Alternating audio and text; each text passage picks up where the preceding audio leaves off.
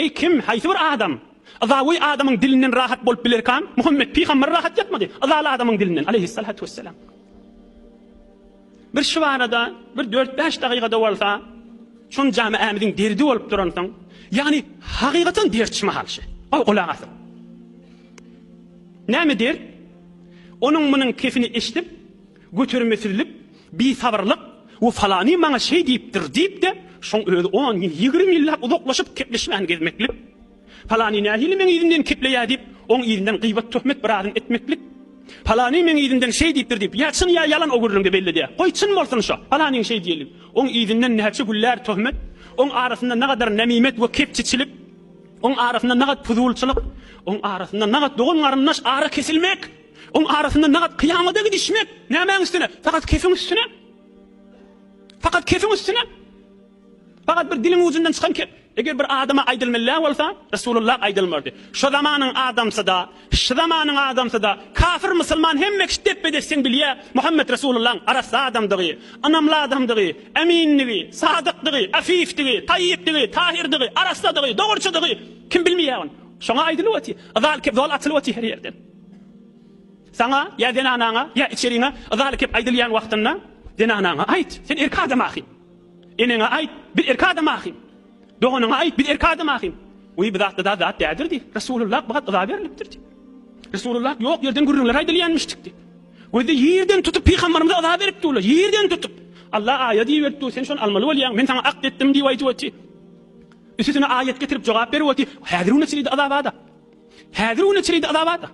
Kafirle peygamberimize yamanlayan kitaplarını okuyup bilyamız okuydan görün. Şu hükmen şu vurun önünden çıkar. Öyneki gelin alttır deyip. Hadirun içeriği ba. Oğlum ikimiz öyle içerimizde yaklar ayetmen. Bize aydırsın demeli. Ne hemen çıksın, ne yapıyor bilmeli. Onun üstüne bagat gıybet, töhmet, bagat narahatçılıkla. Yani iki tane olakon peyda vardır. Çünkü kan adam hatta biz öz yanımızda mıdam başı vurun geliyor adam. Bize bir azal kepler ayet yani bir götürür yağlı diye aydırlayan keple değil. Yok götürür yağlıdır. Hükmen götürür yağlıdır. Allah Teala kaybet ya bir tohur adam. Allah Teala sevvetiyle. Peygamberimiz sevvetiyle. Bir ne mutlu götürmüyor yani. Evvelena götürmeqinne veliyan malta. Sabretmeyin özür olakon ibadettir. Sen sabretsin. Ey Resulullah azab verilýänmişdik. Ayal, ece, doğanım, özüm, ay Hudaý üçin sabr edildiysen, sowap biradyn kazandın. Yani yüzüňi, kabryňy nurletdin, kıyamatyň nurletdin. İkilenjisi de, hemme kişiň we hemmemizin bilýän zatymyz. O da näme? Hemmemizin bilýän zatymyz. Bir adam sana azal kep aydyp duqa, azab berip duqa, sen näşon sabr etsen, bir Hudaýa ýakynlanyk bolýandyrsın. Hemmemiz bilýänsiz. Emma şoňa jogap bermesen, Hudaýa ýakynlanyk bolýan däldirsiniz. Hey öyle belli zat, şimdi özü bir mucize, özü bir kudret Allah Teala taraftan. Bir zat diyene, sen ne bir zat diysen, o da bir zat diysen, sen ne bir zat diysen, öyle bak oturanda Hudaýa yakınlan yanık, bir soğa bir şey eden yanık, ihsas edersin may, edamarsın. Emma, ay havada Resulullah qıza verilýänmiş, men kim bolup durýar, agyr gelýärsen, gaty diýär. Aňyrdy berdi goýmak qızar kep aýdy öti, sen de sabret, öýüňe bar, otoňa bar. Hükmen ihsas edersin, bagat Hudaýa yakınlan yanık bol. Şoň özüň näme menen çalyş. Şoň özüň zat bilen çalyşyp boljak ki. Hem Resulullah'ın yaşayışından, hem Resulullah'ın zindigi namasından, bundan bir güýçlürek bir misalını aýdyp berin. Hem gurrun kamil, hem Resulullah'ın zindigi namasy. O kulagasın, kan dertlimiz derman bolmagy bir sebep bolmaly gurrunçy, belkim Allah Taala eserin bersin. O kulagasın, ýöne de kulagasmaň. Ýüregiňe de ýalňyş aýdyryljak, indi kaýdyryljak gurrun. An Enes radıyallahu anh, kuntu amşi ma'a Rasulillah sallallahu aleyhi ve sellem, وعليه برد نجراني غليظ الحاشية. 10 yıllap giyeceğini Resulullah hizmet eden Hazreti Enes aytıyor. Soğuk havalarda koltuğuna taklap, suyu kızgınca edip Resulullah'dan dangdan evunçak, selaylık vaktinde namaz okuyacak bolna, koltuğundan künnük çıkar, yılca su et, beryan sahaba. Enes, biz su näme yılca da ot yok deyipdir. Ya Resulullah, bütün akşam da her şeyini koltuğumda taklap berişim, sana yılcak su bolsun deydim diyen sahaba. Şol hizmet eden sahaba ay diyer, bir gün peygamberimiz bilen bilece yürüyüp barýardyň. Peygamberimizin de bir galyň haşiyesi kenary galyň geyim geyipdi. Elbet sowuk hawadyr. Kenary galyň geyim geyipdi. Necran diýen ýurduň geyimlerinden, Necran diýen ýurduň abalarından, köýneklerinden. Fa adrakahu sallallahu aleyhi ve sellem a'rabiyyun fejebezehu bi ridaihi jebzeten şedide. Ol mal üstünde bolýan, goýun üstünde bolýan bir çarwa adam öz yoldaşlarının ýerinden gilen ýal edip, peygamberimizin bir kapdalından ya arkasından gelip, şol mübarek giyiminden bile bilen çekdi silkip gitdi. Hatta nazartu ila safhati atiqi Rasulillah sallallahu aleyhi ve sellem qad astarat. Hatta Peygamberden mübarek boynunu gördüm, kızarıp qallyşy diýipdir. Çekip saklapdyr. O çarwa näme diýipdir aňyrdan gelen?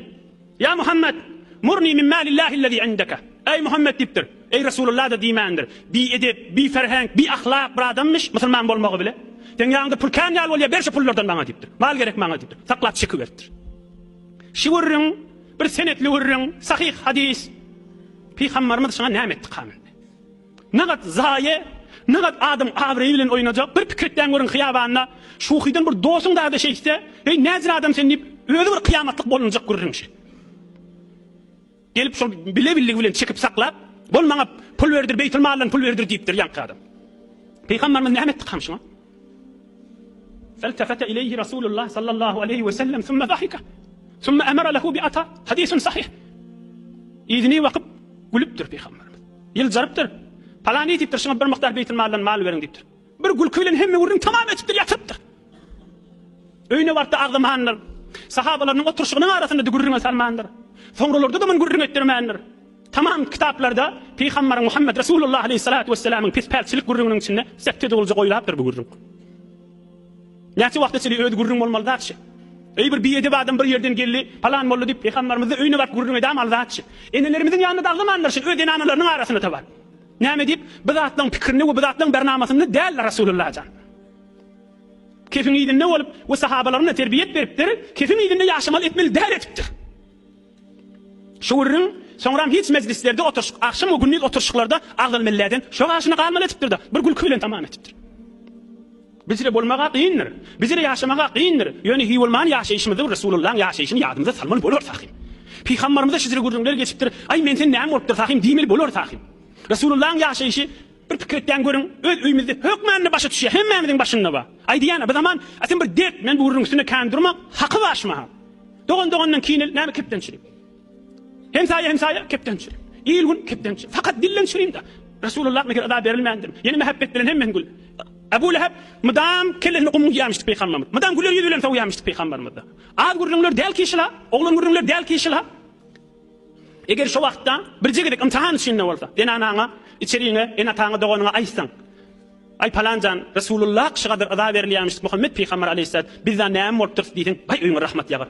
Bay sana sabır ýagar. Bay bereket ýagar. Ýagmazmy? Elbetde ýagar. Elbetde ýagar Rasulullah'ın gürrüňinden aşamagy agza. Peygamberimiziň adyny tutýar, salawat okuýar. Bizde kim bolupdyr diýip, gör Hudaýdan näçe kalbyňa içeriňe öýüňe näçe nurlar ýagýar. Onu agdalama. Bu külli ýaşaýyşlar bir forum bolupdyr. Biz atlan gürrüňinden çykylmaly etipdir. Ondan soň bir kefiňsini 10 ýyl kepleşmelerden, 5 ýyl kepleşmelerden, aslında şol öýde bir zindagide iş bol galypdyr. Öýde bir gürrüň bol galypdyr. Edmeýin mu'min musulman da boldy. Peygamberimiziň ýaşaýyşyna ýok zatçy. Peygamberimiz kan gaýtaran zady.